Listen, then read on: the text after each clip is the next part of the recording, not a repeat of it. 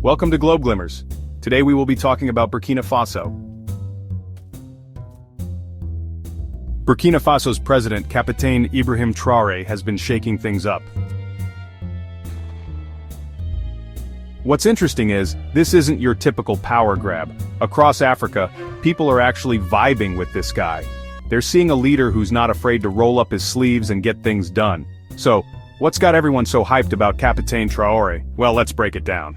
We've got 5 reasons why Captain Traoré is winning hearts and minds across the continent. Buckle up, people, it's about to get interesting. Now, Captain Traoré isn't some career politician. He's not the kind of guy who spent his life in air-conditioned offices, shaking hands and making deals over fancy dinners. No, Traoré's journey is far more rugged, far more visceral. This is a man who knows the sting of gunpowder firsthand. He's felt the heat of battle, the adrenaline rush of combat, and the cold, hard reality of life on the front lines. He's a soldier's soldier, trained in the art of warfare, honed on the battlefields. From grueling training exercises to real-life combat scenarios, Traoré has seen it all. He's not just a leader, he's a warrior. We're talking artillery units, combat experience, the whole 9 yards. He's led men into battle, strategized under fire, and made split-second decisions that meant the difference between life and death. The man's got a record longer than my last Uber receipt. Medals, commendations, you name it. His service record reads like an action novel, filled with tales of bravery and resilience. He was even part of the previous government's efforts to fight insurgents. He was on the front lines, putting his life on the line to protect his country from internal threats. But here's the thing, he saw the corruption, the inefficiency, the way things were being run, and he was like, nah, fam, we can't be doing this anymore. He saw firsthand how the system was failing the people it was supposed to protect, and that's when he decided to take matters into his own hands. He wasn't content to sit back and watch his country fall apart. He took a stand, and in doing so, he changed the course of history. Now, I'm not saying a coup is the answer, but you gotta admit, there's something great about a guy who's willing to put his life on the line for what he believes in.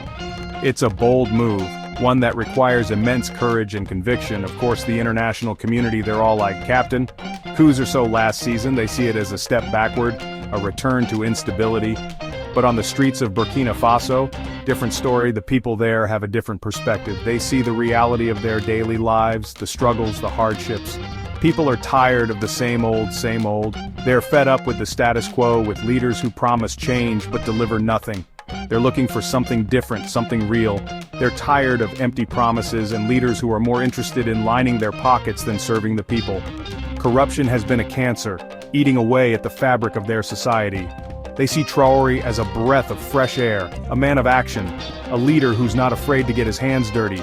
He's someone who understands their pain, their struggles, and is willing to fight for them. And that, my friends, is a powerful thing. It's the kind of leadership that inspires hope, that ignites a spark in the hearts of the people. It's the rise of a new era, the dawn of a new chapter in Burkina Faso's history. Let's be real, corruption is a plague in many parts of the world, and Africa is no exception. It's a deeply rooted issue that has plagued the continent for decades, affecting every level of society. It's like that annoying mosquito that just won't quit buzzing around your head, except instead of sucking your blood, it's sucking the life out of entire nations. Corruption drains resources, stifles development, and perpetuates poverty. But Traoré, he's come in swinging that insecticide, baby. He's determined to eradicate this menace once and for all. He's made it crystal clear, corruption won't be tolerated under his watch. His speeches are filled with promises of transparency and accountability. And he's not just talking the talk, he's walking the walk. Traoré has already started implementing policies to ensure that government operations are more transparent. One of his first moves? Cracking down on shady government contracts. He's putting an end to the era of backroom deals and nepotism. You know, those backroom deals where someone's uncle gets $1 billion contract to supply toothpicks. Yeah, those. He's making sure that contracts are awarded based on merit and not connections. He's also promised to hold corrupt officials accountable, no matter how high up the food chain they might be. This means that even the most powerful figures are not immune to justice. Now, whether he can actually pull it off, that's a whole other story. The challenge is immense and the stakes are high. Corruption is like a hydra. You cut off one head, 2 more grow back. It's a relentless battle that requires constant vigilance and effort. But hey, at least he's trying, right? His efforts have not gone unnoticed, and he's gaining support from the public. And that's more than you can say for a lot of leaders. Many have promised change but failed to deliver. Traoré is different, he's taking action. The people, they see this guy going after the big dogs, the ones who've been getting away with murder for years, and they're like, finally, someone's got the guts to do something about it. It's a breath of fresh air in a system that has long been suffocating under the weight of corruption. It's like watching a David and Goliath story, except, instead of a slingshot, David's got a whole military behind him. Traoré's war on corruption is just beginning and the world is watching. Burkina Faso, much like a lot of African nations, has its fair share of internal divisions.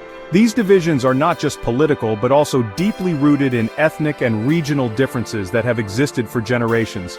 Different ethnic groups, different regions, all vying for power and influence. The competition for resources and political clout often leads to friction and at times, outright conflict. It's like a never-ending game of tug-of-war, and the rope is starting to fray. The constant push and pull between these groups have left the nation in a state of perpetual tension. But Traoré, he's trying to be the guy who says, hey, how about we all just chill and try to work together for once? His approach is refreshingly different, aiming to bring people together rather than drive them apart. He's been reaching out to different factions, trying to build bridges and foster a sense of national unity. His efforts include dialogues with community leaders, grassroots initiatives, and inclusive policies. He's even brought members from different groups into his government, which is kind of like inviting your rival soccer team over for a barbecue after a particularly brutal match. It's a gesture that says, we can be competitors, but we can also be friends. It's a bold move, you gotta give him that. In a country where mistrust runs deep, extending an olive branch is no small feat. Now whether it'll work, well, that's the million-dollar question. The stakes are high and the path to unity is fraught with challenges. Old wounds run deep, and it takes more than just a few handshakes and photo ops to heal them. The scars of past conflicts are not easily forgotten. But hey, at least he's trying, right? In a world where many leaders prefer to rule through division, Traoré's efforts to unite are a breath of fresh air. And in a continent often plagued by division and strife, any attempt at unity is a step in the right direction. It's a sign that perhaps, just perhaps, things can change. The people, they're cautiously optimistic. They've seen leaders come and go, each with promises of change, but few have delivered. They've seen too many leaders make promises of unity, only to revert to old habits once they're comfortably in power. The cycle of hope and disappointment is all too familiar, but there's a glimmer of hope in their eyes, a flicker of belief that maybe, just maybe, this time things will be different. Traoré's genuine efforts have sparked a sense of possibility, a belief that unity is achievable. Let's be honest, folks, running a country is expensive. It's like trying to keep up with the Kardashians, except instead of designer handbags, you're buying tanks and fighter jets. And Burkina Faso, well, let's just say they haven't been blessed with the most robust of economies, but Traoré, he's got a plan. He's all about boosting local industries, making Burkina Faso self-sufficient, one mango at a time. He's also promised to invest in education and healthcare because, well, you can't have a strong economy if your workforce is sick and illiterate. Now, how he's going to pay for all of this, that's the million-dollar question. Burkina Faso isn't exactly rolling in dough, but hey, a leader can dream, right? And who knows, maybe he'll pull a rabbit out of his hat.